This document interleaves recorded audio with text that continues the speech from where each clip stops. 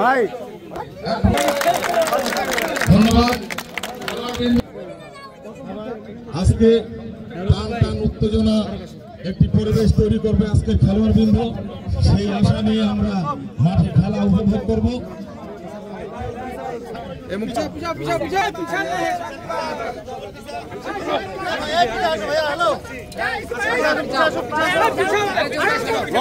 হবে ইউসুফ ভাই, শেষ হয়ে গেল।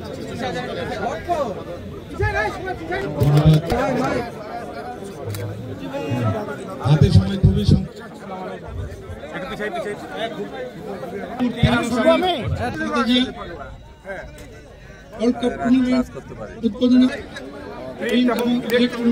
থেকে সব থেকে বেশি যিনি এই খেলা আয়োজনে সময় দিয়েছেন দিনাজপুর জেলা বিএনপির সাধারণ সম্পাদক জনাব বখতিয়ার আহমেদ কোচি, উনি কিছুক্ষণের মধ্যে হয়তো আসবেন।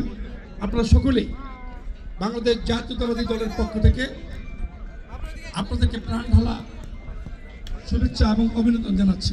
আমরা আশা করি, জেলা বিএনপি আশা করে যে খেলোয়াড়বৃন্দ এবং দর্শকবৃন্দ অনবদ্য চমৎকার খেলা উপহার দেবে।